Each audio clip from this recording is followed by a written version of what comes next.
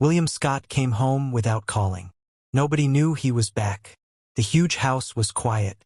It had been dead silent for 18 months. But then he heard a sound. It was coming from inside. His heart started to beat fast. He followed the noise, his hands shaking. The sound led to the kitchen. He pushed the door open, and what he saw made his heart stop. William Scott was a billionaire. He built luxury towers in Manhattan. He was a master of making money. But money could not fix his broken life. His wife, Catherine, was killed by a drunk driver. She was gone in a second. William was in Dubai making a $200 million deal when he got the call. When Catherine died, something broke inside his 3 sons.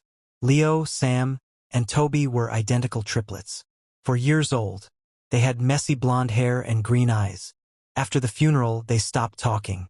All 3 of them, at the exact same time. Leo used to tell stories. Sam used to ask why about everything. Toby used to sing in the bathtub. Now, nothing. For 18 months, there was no laughter, no crying, no words. Just 3 little boys holding hands, staring at the walls like ghosts. William spent millions to fix it. He hired the best doctors from London. He took them to Disney World. He bought them every toy in the world. Nothing worked. The boys stayed locked inside their silence. So William did what men do when they are broken. He ran away. He worked 16 hours a day. He traveled to Singapore and London. He stayed away because his own home felt like a tomb. One day, his head housekeeper, Martha, walked into his office. "Mr. Scott, I can't do this alone. The boys need more help. I want to hire a new girl." William didn't even look up. "Hire whoever you want, Martha." 3 days later, Maureen Hart arrived. She was 30 years old. She grew up in Harlem. She was studying to be a teacher. She also knew about pain. Her own sister had died 2 years ago. She knew what it felt like to have a broken heart. William saw her once in the hallway. She was carrying a bucket of water. She nodded at him. He didn't even look at her. But his sons looked at her. Maureen didn't force the boys to talk. She didn't try to fix them. She just showed up. Every day, she folded laundry and hummed old songs. She cleaned their rooms and stayed close. Slowly, the boys moved toward her. First week, Leo watched her from the door. Second week, Sam sat on the floor while she organized toys. Third week, Toby left a drawing of a blue car on the clean towels. Maureen picked it up like it was made of gold. "This is beautiful, Sam," she whispered. Sam's eyes brightened. Week after week, a miracle was happening. But William wasn't there to see it. He was in Singapore, stressed and tired. He wasn't supposed to be home for days. But a feeling told him to go. He didn't call. He just flew home. When he walked in, he expected the silence. But instead, he heard laughter. Real, loud, children's laughter. William's hands shook. He ran toward the kitchen. He pushed the door open. Wait, before I tell you what he saw, hit the subscribe button and like this video. Tell me in the comments. Have you ever felt like you lost something forever, only to find it again? Now, let's see what was in that kitchen. The sun was shining through the windows. Toby was sitting on Maureen's shoulders, pulling her hair and giggling. Leo and Sam were sitting on the counter, swinging their legs. They were singing. They were actually singing, "You Are My Sunshine." Their voices filled the house. They were wearing matching blue shirts. Their hair was brushed. They looked alive. William stood in the doorway.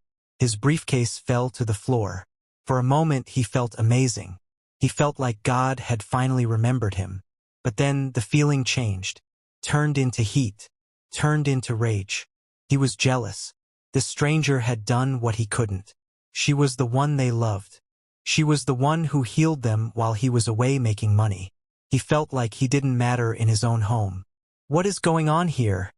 His voice boomed like a gun. The singing stopped. Toby started to shake. Maureen quickly put him down. Leo and Sam froze on the counter. "Mr. Scott, Maureen started. "This is wrong," William yelled. His face was red. "You are here to clean, not to play games. You have them on the counters? They could have died. This is not a daycare." Morin looked at the floor. I was just being with them, sir. They are finally talking. I don't care. You are fired. Pack your things and leave now. Morin didn't cry. She didn't argue. She just nodded. She walked past William with her head high. The boys didn't make a sound. They climbed down from the counter and held each other's hands. Their faces went blank again. The light in their eyes went out. They looked at their father. And William saw it. They were afraid of him. They walked out of the room without a word. The kitchen was silent again. The way it had been for 18 months. Cold. Empty. Dead. William sat down and put his head in his hands. What did I just do? He whispered. That night, William sat in his dark study. He had a glass of scotch in his hand, but he didn't drink it. He just stared at a photo of Catherine. She was laughing, holding the 3 boys when they were babies. The house was so quiet it hurt. There was a soft knock on the door. It was Martha. She didn't have a tray of tea. She just stood there with her arms crossed. She looked at him like he was a stranger. They were talking, Mr. Scott, she said. William looked up. I know, Martha. I saw them. No, Martha said, shaking her head. You don't understand. It wasn't just today. They have been talking for 6 weeks. William dropped his glass. It didn't break, but the scotch spilled all over his expensive desk. He didn't care. 6 weeks? Why didn't anyone tell me? Martha's voice was cold. You were never here to tell, Mr. Scott. William put his face in his hands. Oh God, I destroyed it. I broke it all in 10 seconds. Yes, sir, Martha said. She told him the truth. She told him how Morin had sat on the floor for hours. How she hummed until Toby hummed back. How she loved them back to life while William was chasing millions in Singapore. What do I do, Martha? William asked. They don't need your money, sir. They need their father. But right now, they don't even know who you are. William didn't sleep that night. The next morning, he called Morin to his office. He wanted to fix it with a check. Morin walked in. She looked tired. She sat down and waited. Morin, I am sorry, William said. I didn't know the boys were talking. I was wrong. I want you to come back. Morin looked him right in the eyes. You didn't just fire me, Mr. Scott. You shamed me in front of 3 little boys who finally felt safe. You showed them that love is something you can punish. Please, William said. The boys need you. No, Morin said as she stood up. The boys need their father. Maybe you should try being one. She walked out. William tried to stop her, but she was gone. Martha found him an hour later, staring at the wall. She's not coming back, is she? No, Martha said. She isn't. Then I'm going after her, William said. He grabbed his coat. He drove to Harlem. He found the apartment building. It was old. The paint was peeling. It was a world away from his mansion. He knocked on the door. A teenage boy opened it. He looked at William's expensive suit and narrowed his eyes. You're the guy who made my aunt cry. I made a mistake, William said. I need to see her. She doesn't want to see you. Go home. The door slammed in his face. William didn't leave. He went back the next day, and the day after that. Finally, he found her at her sister's place in the Bronx. Morin opened the door. She looked shocked. Why are you here, Mr. Scott? Because they went silent again, William said. His voice broke. Since you left, they haven't said a word.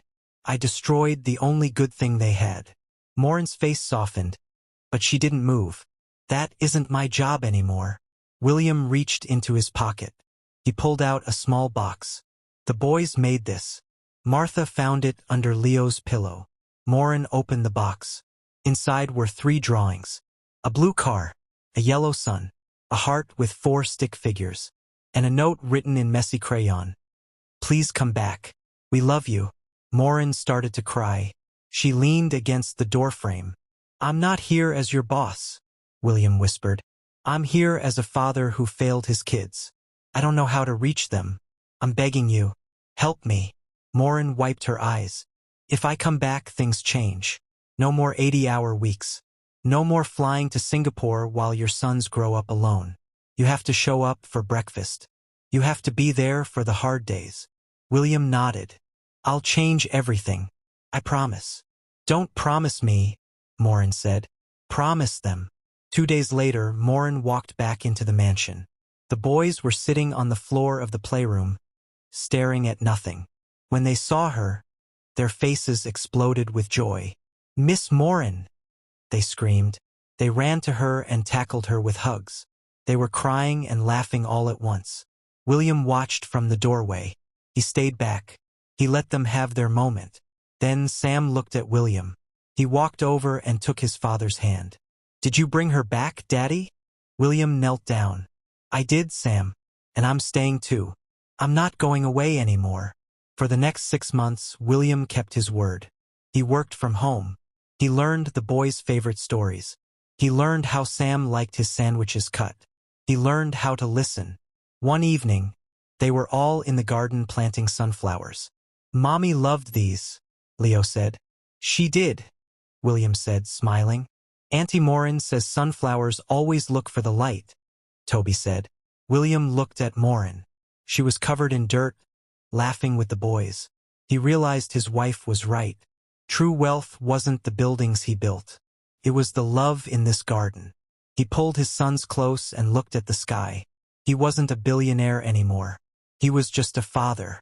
And for the first time in his life, he was exactly where he belonged. The sun was going down over the garden. William looked at Leo, Sam, and Toby. They weren't ghosts anymore. They were just little boys, covered in dirt and full of life. Daddy, Sam whispered, looking at the house. Will it ever be quiet like that again? William pulled Sam onto his lap. He looked at the massive house, the 12 bedrooms, the infinity pool, the towers of glass and stone. It all felt so small now. No, Sam, William said firmly. Never again. I promise. Morin sat down on the grass next to them. She reached out and took Sam's hand. In that moment, the gap between the billionaire and the girl from Harlem was gone. They were just two people who loved 3 little boys. William realized that he had almost traded his soul for a kingdom made of concrete. He had been so busy building a legacy that he forgot to build a life. As the first stars came out, the boys started singing again. It was low and soft, a song their mother used to sing.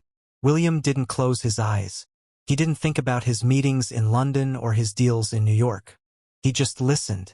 He finally understood. Success is not about how many people work for you. It is about who waits for you to come home. It is not about how much is in your bank account, but how much love is in your living room.